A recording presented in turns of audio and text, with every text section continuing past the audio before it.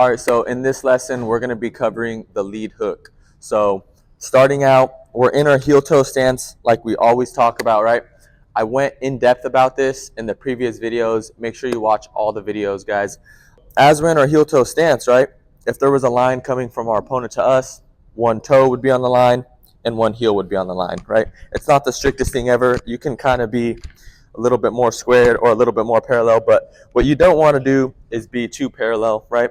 When you're here like this, your shoulders are too parallel and you don't really have the range of motion to land the hook, right? It's just, you can't really, it's uncomfortable. You have to load up too much and it's just uncomfortable. Your lead hook is not really an option if you're standing too parallel. So if you're too squared, right, this is where you can kind of get into a rock'em sock'em kind of situation, but you can't disengage and move in and out as quick. So again, guys, we want to be in our heel toe stance, shoulders at 45 degrees. Our base is going to be nice and wide.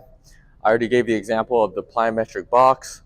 What gives it stability is the fact that the base is wider than the top portion. So you want stability and you need to have a wide base. This also allows for you to have effective punching power and the ability to move around. So again, heel toe stance, wide base. Our weight distribution is slightly back towards our back foot, and our lead shoulder should be slightly higher than our rear shoulder. We have this slight uphill trajectory going. Now, another thing that I want to talk about is this hip hinge, right?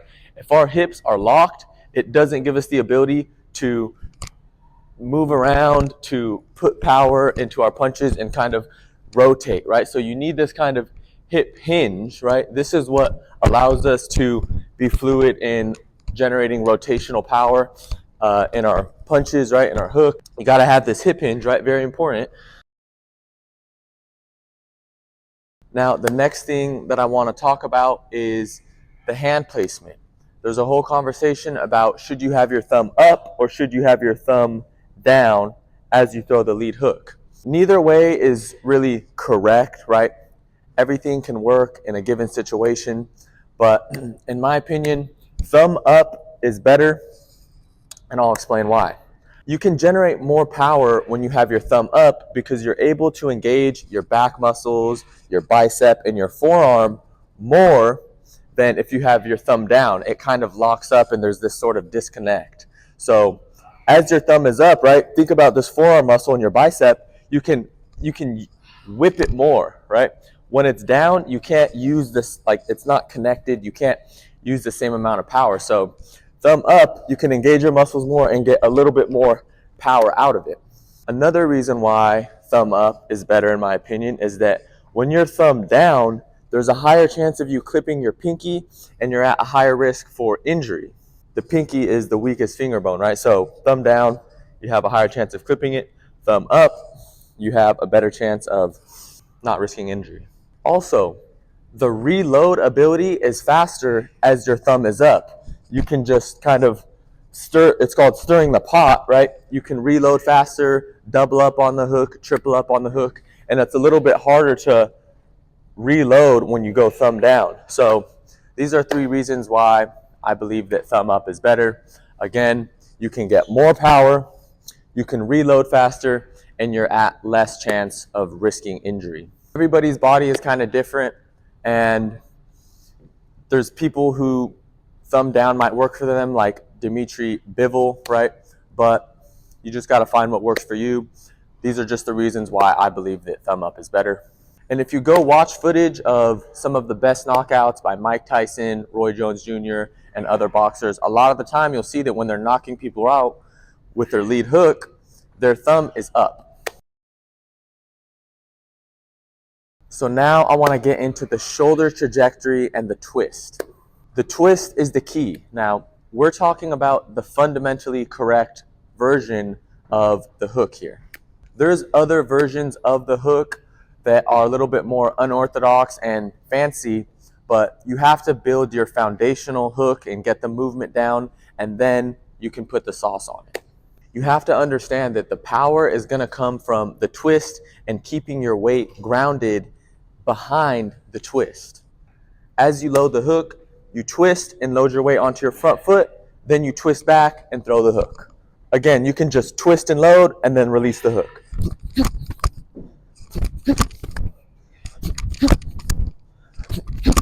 As you twist back, you're transferring the weight from your front foot and twisting back, and the weight is going slightly onto your back foot. But it should never fluctuate too far onto your front foot or too far onto your back foot, because then you lose the ability to twist. This can happen a lot of the time when you're throwing the hook off of a right cross or a straight cross, for example, right? Because the mistake that people make is they throw their cross and they put too much weight onto their front foot. And then when they try and throw their lead hook, they can't twist, and there's no power behind their lead hook. So you need to keep your weight back so that my weight is on my front foot, but there's still some weight on my back foot, and then I can push off my front foot and get a good twist going and generate power behind the hook. Again, I want to emphasize here, you can't put too much weight on your front or back foot. You can't put 80% of your weight on your front foot. It should only fluctuate between maybe 55 or 60% on one foot or another at a time, and you should be twisting back and forth. So you should be focused on the twist and letting your arm just be an extension of your body. So focus on the twist, and your arm should be carrying the weight behind your body and generating the most effective power behind the punch. I'll say it one more time. As you're throwing the cross, don't put too much weight onto your front foot or you can't twist back, right? As you load your weight onto your front foot, don't load too much or you can't twist back, right? Another mistake that people make is they don't protect their chin behind their shoulder. So as you're here in your normal stance, you should be at a slight uphill trajectory. As you load, you can kind of come down a little bit, right? I'll show it from the side. You can kind of come down. Right now my shoulders are flat. Here, my lead shoulder is higher. When I load, I'm flat, right? Or you can even load down here. Now my lead shoulder is lower. And then you can come back up for the hook. But my point is that when you load up and you throw and you twist back for the hook, your lead shoulder should again be higher than your rear shoulder. So as you do this, your chin should be protected behind your shoulder. It's important to have good defense as you're throwing the hook. When you twist and throw the hook, you want your chin to be protected behind your shoulder.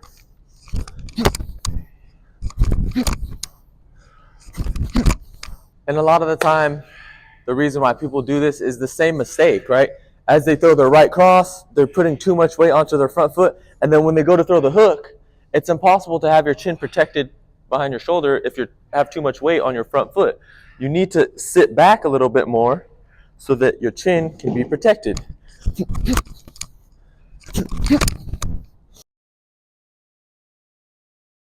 The twist is part of the kinetic chain where your whole body works together in synchronization to create the most effective punching power. Let's get a little bit more into the kinetic chain, the twist, and some footwork. Throwing effectively powerful punches starts from the ground up in the feet, to the legs, to the hips, to the torso, and then it ends in your arm.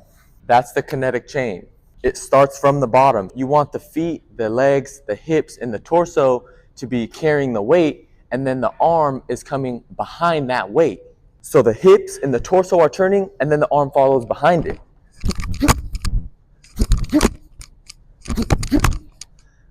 My hips and my shoulders come, and then my arm follows behind.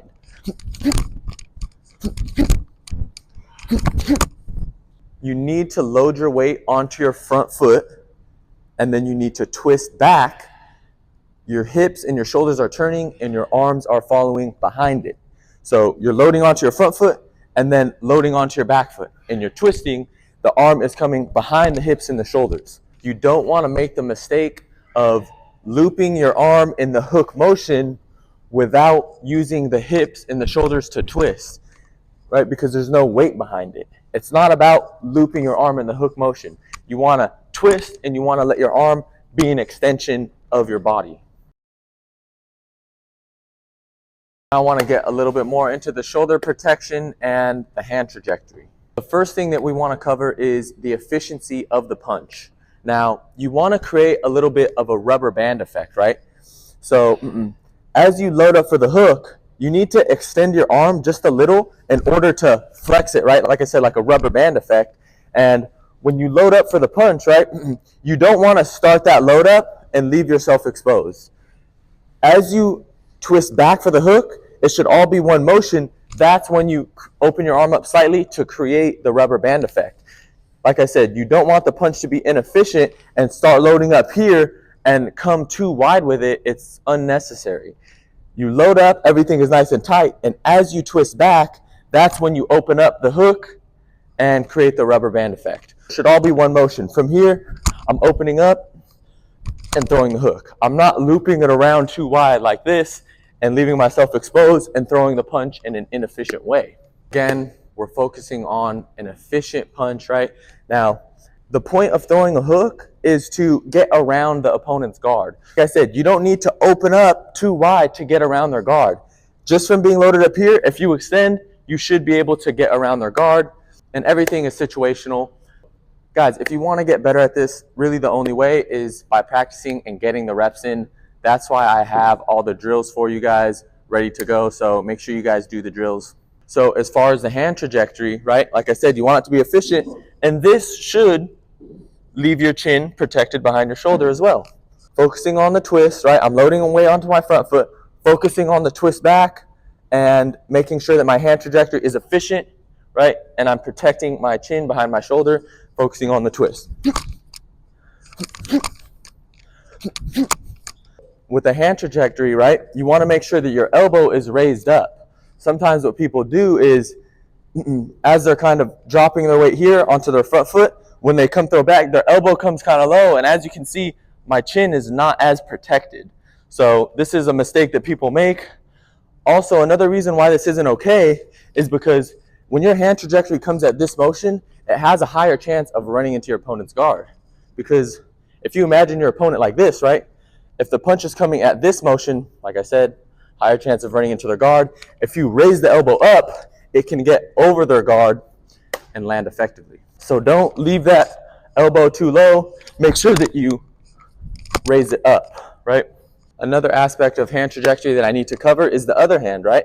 Let's say that you're throwing your hook off of your lead hand. You don't want to leave this hand lazy. As you go and throw the hook, you need to pull this shoulder back and pull this hand back to your face, right? Because the mistake that people make is they just throw it lazy. And as you can see, I'm pretty exposed right here. Also, it's losing power on the punch because if you're not using this shoulder power to twist back, then you're just losing out on effective punching power. So don't be lazy with it. Use your shoulder, your back, and your bicep to pull this shoulder back, which drives the hook forward, and pull your hand back to your chin so that you keep your defense tight. Last thing that we need to cover as far as hand trajectory is where you should be throwing your punch to. You don't want to throw your punch so hard that you swing yourself off of your feet, right? You should be reloading your punch right when your lead eye is down the elbow of your arm. So from here, you should be reloading it, right? Or you should be ready to follow up with another punch, right? Here, you can follow with an uppercut, right? It's all about keeping your weight distributed in a way where you can always twist back and follow up with more defense, right? Or more offense. Again, don't swing yourself off of your feet here, right? You need to be ready to reload, right? And get your weight back so that you can move around and throw proper offense or defense. Again, guys, here just to review, we want to load up our hook and throw it in an efficient manner. We don't want to loop it too wide, leave ourselves exposed, and slow the punch down, right? There's no need for that. As you twist back, it should all be one motion where you open up and create the rubber band effect, and you want your hand trajectory to, like I said, be efficient. Your chin should be protected by your shoulder, and you should be using your other hand and your shoulder to pull back and generate more effective punching power.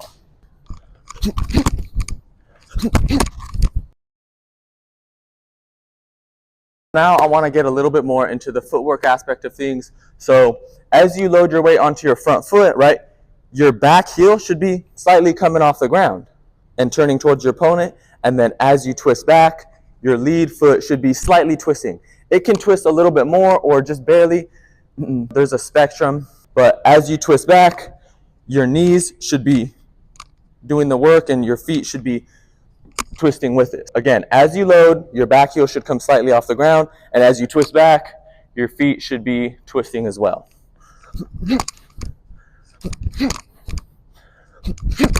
So you can just load up the hook straight away just from here without stepping and release it. Or sometimes you'll be throwing the hook off of a straight cross. So let's say you step into a 1-2, right? At that point when you're throwing the cross, you should be loaded up for the hook. So from here, you release the hook.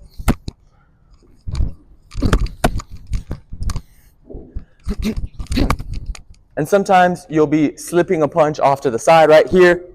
And then from here, you're loaded up to throw the hook.